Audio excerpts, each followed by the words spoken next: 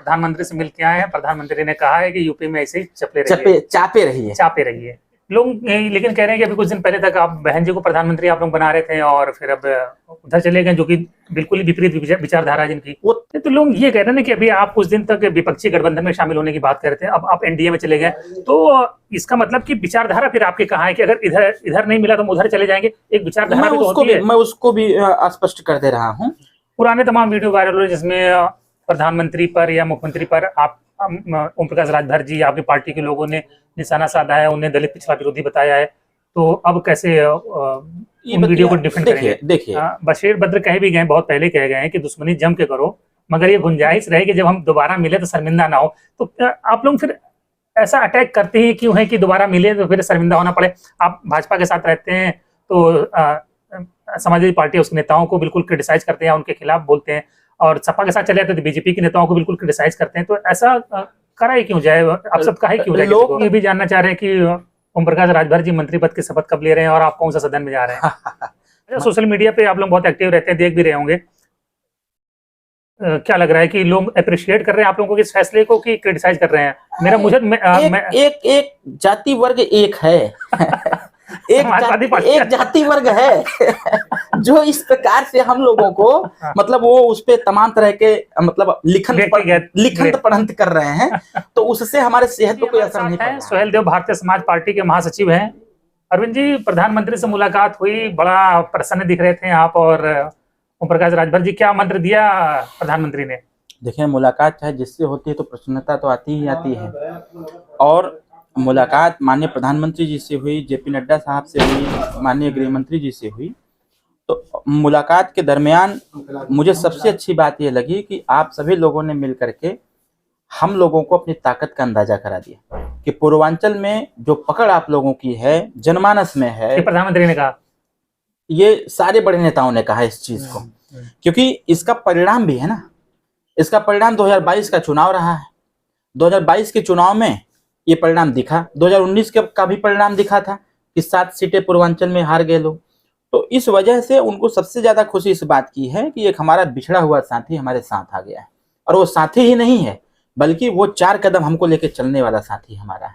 इस वजह से सारी बातें सार्थक हुई, और सार्थक होने के उपरांत ही ये सारे जो भी घोषणा किया गया हुआ। लोग लेकिन कह रहे हैं कि अभी कुछ दिन पहले तक आप बहन जी को प्रधानमंत्री आप लोग बना रहे थे और फिर अब उधर चले गए, जो कि बिल्कुल ही विपरीत विचारधारा जिनकी। वो तर्क था, ये तर्क था कि विपक्षी एकता अगर हो रही है तो उसमें बहुजन समाज पार्टी बहन मायावती जी को भी लाया जाए, और जब तक बहन मायावती जी को विपक्षी एकता में नहीं लाएंगे तब तक उस गठबंधन का कोई मतलब, कोई औचित्य नहीं है।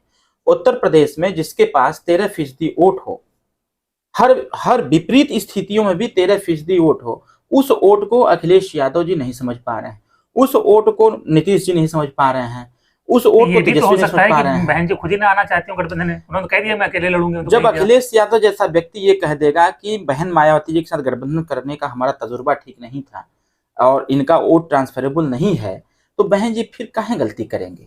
जब वो जान रही हैं कि अखिलेश यादव जहर है, खाने से मर जाएंगे हम, तो फिर वो क्यों वैसा काम करेंगी? और अखिलेश यादव को भी ये पता है कि अगर बहन मायावती जी आ गई हमारे गठबंधन में तो हमारा भी संगठन खत्म हो जाएगा। तो लोग ये कह रहे हैं कि अभी आप कुछ दिन तक विपक्षी गठबंधन में शामिल होने की बात कर रहे थे, अब आप एनडीए में चले गए, तो इसका मतलब कि विचारधारा फिर आपके कहाँ है कि अगर इधर नहीं मिला तो हम उधर चले जाएंगे? एक विचारधारा मैं उसको भी स्पष्ट कर दे रहा हूँ। अखिलेश यादव जी का ही स्पष्ट ये स्टेटमेंट रहा है कि सुहेल देव भारतीय समाज पार्टी की आवश्यकता नहीं है हमारे विपक्षी गठबंधन में, क्योंकि हम लोगों के संपर्क में माननीय तेजस्वी यादव जी थे, और बाबूजी के हमारे संपर्क में तेजस्वी जी थे, बाबूजी के संपर्क में नीतीश जी थे। उन्होंने 2 बार रिक्वेस्ट भिजवाया था जब पटना में बैठक थी। हम लोगों ने बात विचार किया हुआ कि ठीक है चला जाएगा, लेकिन फिर उसके बाद जिस दिन जाना था उसे सुबह मैसेज आया कि आपके यूपी के लीडर तैयार नहीं है। तो जब वहां विचारधारा कहाँ है? अगर विचारधारा की लड़ाई वहां होती और वो विचारधारा वहां पर होती तो मेरी स्वीकारता सबसे पहले होती। मैं जहां पर आया हूं, जहां पर हूं, मैं इस चीज को नहीं कहता कि क्या कुछ हुआ। इस चीज को मैं जरूर कहूंगा कि यहां मुझे एक अवसर मिलेगा वो काम करके दिखाने का। जिस प्रकार से हम जब विपक्ष में खड़े हुए, हमने मंत्री पद से इस्तीफा दिया, तो हमने अपने शक्ति प्रदर्शन का एक अवसर पाया। जब मैंने अवसर पाया, हमने उसकी हमने पुष्टि भी किया और उसको हमने साबित भी कर दिया कि मैं क्या हूं। उसी प्रकार से जिस विचारधारा को लेकर के और जिसके लिए हम अपनी विचारधारा डेवलप कर रहे हैं, ऐसे लोगों को के सम्मान के लिए, ऐसे लोगों की सहभागिता के लिए, ऐसे लोगों के हिस्सेदारी के लिए हम जहां पर हैं वो सरकार है, सत्ता शासन है। यहां से हमें जो है कि हम इसको दिला ले जाएंगे, क्योंकि कंफ्यूजन पहले था, अब कोई कंफ्यूजन नहीं रह गया है। पुराने तमाम वीडियो वायरल हुए जिसमें प्रधानमंत्री पर या मुख्यमंत्री पर आप ओम प्रकाश राजभर जी, आपकी पार्टी के लोगों ने निशाना साधा है, उन्हें दलित पिछड़ा विरोधी बताया है, तो अब कैसे उन वीडियो को डिफेंड करेंगे? देखिए, जब यूट्यूब है, फेसबुक है, सारी चीजें हैं, तो इसको अवॉइड नहीं किया सकता है। वीडियो वायरल हो तब का कंडीशन कुछ और था, अब का कंडीशन कुछ और है। अगर वीडियोस की बात की जाए तो समाजवादी पार्टी में भी तो एक नेता हैं, क्या नाम है उनका, शिवपाल यादव जी, शायद उनको नेवला लोग बोलते हैं, पता नहीं क्या बोलते हैं, मौर्य जी को। हाँ, कुछ ऐसे ही बोलते हैं इस प्रकार से। मैं नहीं जानता हूँ, क्योंकि मैं उनका बड़ा सम्मान करता हूँ और मैं कई बार मिला हूँ उनसे। मैं बहुत सम्मान करता हूँ कि जिस विचारधारा को वो लेके चलते थे बहन मायावती जी के साथ, उनका ही एक वीडियो बहुत तेजी से वायरल हो रहा है कि जिंदगी में कभी अखिलेश यादव समाजवादी नहीं हो सकते हैं। तो वो भी वीडियो वायरल हो रहा है। इसके साथ साथ चाचा का भी वीडियो एक वायरल हो रहा है कि जब तक अखिलेश यादव समाजवादी के अगुआ रहेंगे तब तक समाजवादी का कल्याण नहीं होने वाला है। तो ये एक पक्षी कार्रवाई न देखी जाए, दो पक्षी देखी जाए। ऐसा मैं ये कह रहा हूँ कि देखिए, बशीर बद्र कह भी गए, बहुत पहले कह गए हैं कि दुश्मनी जम के करो, मगर ये गुंजाइश रहे कि जब हम दोबारा मिले तो शर्मिंदा ना हो। तो आप लोग फिर ऐसा अटैक करते हैं क्यों है कि दोबारा मिले तो फिर शर्मिंदा होना पड़े? आप भाजपा के साथ रहते हैं तो समाजवादी पार्टी उसके नेताओं को बिल्कुल क्रिटिसाइज करते हैं, उनके खिलाफ बोलते हैं, और सपा के साथ चले जाते तो बीजेपी के नेताओं को बिल्कुल क्रिटिसाइज करते हैं। तो ऐसा करा ही क्यों जाए, आप सब कहा क्यों जाए? लोकतंत्र में जो राजनीति चल रही है उसका पैरामीटर कहाँ है कि कितना हद तक होना चाहिए, और उसका कोई बॉर्डर सीमा भी नहीं है कि बस उसके बाद फिर खत्म, ऐसा कुछ भी नहीं है। राजनीति में आरोप और प्रत्यारोप चलते रहते हैं, लगाए जाते हैं। आरोप जब मंचों से लगते हैं या जिस भी माध्यम से लगता है तो सामने वाला व्यक्ति ये प्रयास करता है कि हो सकता है मेरे अंदर कमियां। मैं एक बात बताऊं आपको, ये स्पष्ट है, लोग भी कहते हैं कि सच्चा मित्र वही है जो अपने सामने वाले मित्र की कमियों को बतावे, उसकी अच्छाई को नहीं, उसकी कमियों को बतावे। हम उनके मित्र 2017 में थे, हमने उनकी कमियों को बताया कि ये सरकार जिस पैरामीटर पर तैयार हुई थी उस पर काम नहीं कर रही है, इसलिए ऐसा हो रहा है। और जब आज हमने उस चीज को देखा कि मेरे हटने के बाद वो सारे कार्य होने लगे, हो रहे हैं, तो हमने कहा कि अब ठीक ठाक सब चल रहा है। और हमने पहल नहीं की, पहल उधर से हुआ।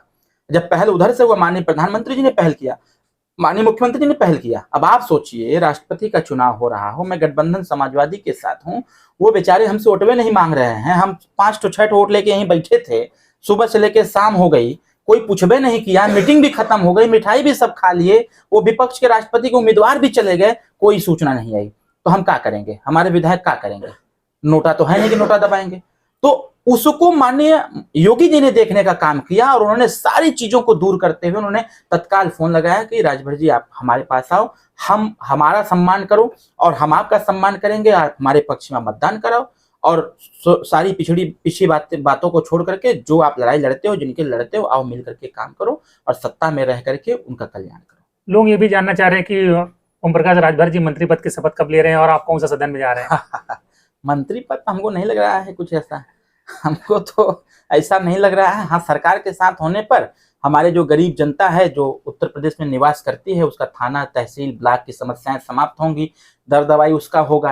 भाई हमारी तो यही हमारा हो पाएगी, क्योंकि हमें याद है आपका शादी थी और एक खड़ंजा नहीं बन पा रहा था, मंत्री जी को स्वयं फरुहा उठाना पड़ा। जैसे देखिए, वही बात है ना कि मैंने फरुहा उठा करके ये साबित किया ना कि मेरा रास्ता नहीं बन पा रहा है। इस सरकार में ताकत नहीं है, सुनवाई नहीं हो रही। जैसे ही हमने इस्तीफा दिया, आज हमारे घर का रास्ता एकदम चमचमा रहा है, 1 नंबर का बन गया।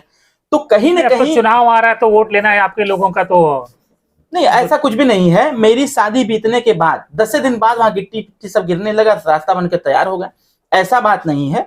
जो लोग भी उस प्रकार की स्थिति में थे, जिनको लगता था कि नहीं हम अकेले अपने दम पर सब कुछ कर ले जाएंगे, पूर्वांचल में हमारा जनाधार है और बहुत डबल इंजन की सरकार है, ऐसे लोगों को भी ये बात समझ में आई कि नहीं, ओम प्रकाश राजभर वो नेता है कि जिसके साथ एक बाहुल्यता लोगों की है और वो व्यक्ति जिधर जाएगा उधर ये बाहुल्यता जाएगी। इसलिए नहीं जाती है कि नेताजी के साथ सजाएगी, इसलिए जाती है कि ओम प्रकाश राजभर जो भी बात करता है दमदारी से करता है। ओम प्रकाश राजभर जिस भी समस्या को बताया जाए तो समस्या का तत्काल निराकरण करता है। इसीलिए पूर्वांचल की जनता कहती है कि नेता की स्वीकारता हो तो ओम प्रकाश राजभर जैसा। अच्छा, सोशल मीडिया पे आप लोग बहुत एक्टिव रहते हैं, देख भी रहे होंगे।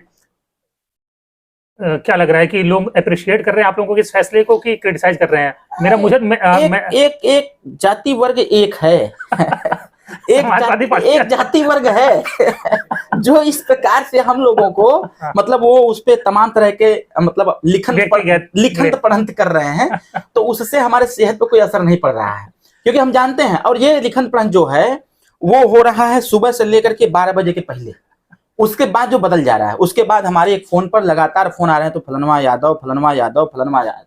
और मैं एक बात और बता रहा हूँ, खाली दिल और दिमाग से हम लग जाएं पूर्वांचल में, दिल और दिमाग से लग जाएं, और सिर्फ मैं इस समाजवादी के जो एक कोर वोटर यादव मतदाता है उनके युवाओं के साथ हम लग जाएं दिल और दिमाग से, उनकी समस्याओं का समाधान करना चालू कर दूं, तो वो सब के सब सुहेल देव भारती। किसने रोका है आपको? मैं इसलिए नहीं कर पा रहा हूं क्योंकि अभी उसका समय नहीं आया है।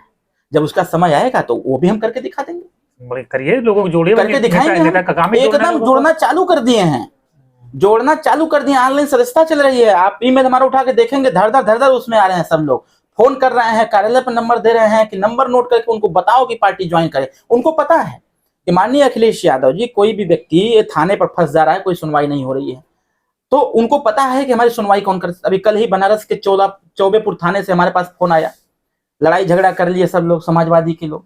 अब हमको फोन करके ये कहा जा रहा है, भैया आपके साथ हम थे, हमारे पार्टी कोई नेता सुन नहीं रहा है, कृपया आप एक फोन कर देते तो हमारा भाई छूट जाता।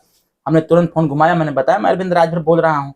हमने कहा कि इस व्यक्ति को आपने बंद कर रखा है, तत्काल उसको छोड़िए, अगर उसको वो अगर गंभीर धाराओं में नहीं फंसा है। उन्हें तुरंत छोड़ा, कहा भैया लेके जा सकते हैं। डेफिनेटली आप सरकार के साथ है, जाहिर बात है कि आपकी आवाज तो सुनी जाएगी। तो इसे मैं कह रहा हूँ ना कि जिनका काम हम करेंगे वो मेरे साथ क्यों नहीं जुड़ेगा।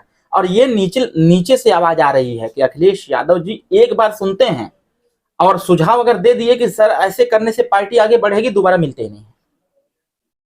और मैं यहाँ बैठा हूँ, आओ धड़ाधड़ मिलते रहते हैं सबसे।